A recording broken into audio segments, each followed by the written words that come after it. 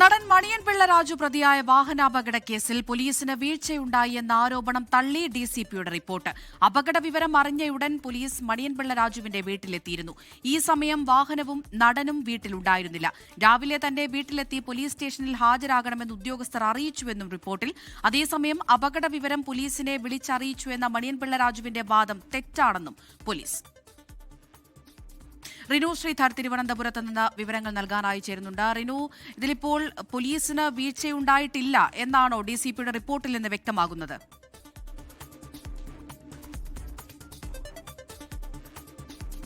Amrita, Maniyanpilla Raju, cinema താരം മണിയൻപിള്ള രാജുവിന്റെ വാഹനം ഇടിച്ച് 2 യുവാക്കൾക്ക് പരുക്കേറ്റ സംഭവത്തിൽ മ്യൂസിയം പോലീസിന് ഗുരുതരമായിട്ടുള്ള വീഴ്ച സംഭവിച്ചു എന്നുള്ളതാണ് ആദ്യം മുതൽക്കേ ഉയർന്നുവെന്ന ആരോപണം. തുടർന്നാണ് city police commissioner K Karthik DCPയെ കൊണ്ടൊരു അന്വേഷണവും പ്രഖ്യാപിച്ചത്.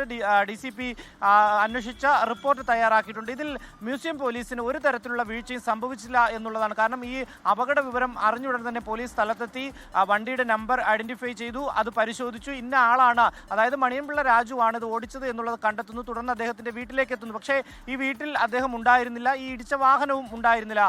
ഇന്നലെ മ്യൂസിയം CIയുടെ അതായത് SHOയുടെ മൊഴി രേഖപ്പെടുത്തിയിൽ അദ്ദേഹം പറഞ്ഞത് വാതിലൊന്നും ചവിട്ടിപ്പൊളിച്ച് തുറന്ന് പരിശോധിക്കേണ്ടുന്ന ഒരു സാഹചര്യം ഉണ്ടായിരുന്നില്ല എന്നുള്ളതാണ്. തുടർന്ന് 2 തവണ വീണ്ടും പോലീസ് ഉദ്യോഗസ്ഥർ അവിടെ എത്തി പരിശോധന നടത്തുന്നു. മണിയൻപിള്ള രാജുവിനെ കണ്ടെത്തുവാൻ വേണ്ടി കഴിയുന്നില്ല.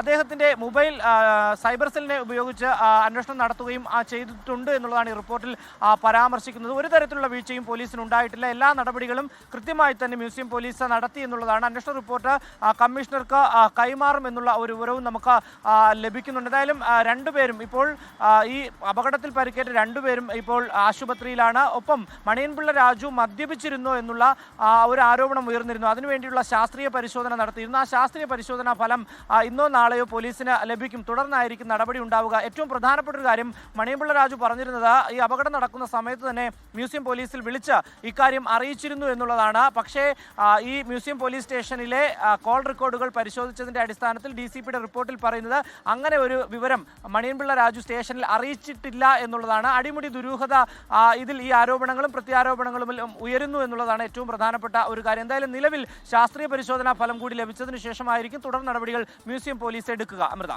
ശരി. റിനു ശ്രീധറാണ് വിവരങ്ങൾ നൽകിയത്. ലോകത്തെവിടെയായാലും ഏത് സമയത്തും 24 വാർത്തകളും ഓഗ്മെന്റഡ് റിയാലിറ്റി പാക്കേജുകളും എക്സ്പ്ലെയിനറുകളും വിശദമായി കാണാൻ ഞങ്ങളുടെ YouTube ചാനൽ നിങ്ങൾക്ക് സബ്സ്ക്രൈബ് ചെയ്യാം.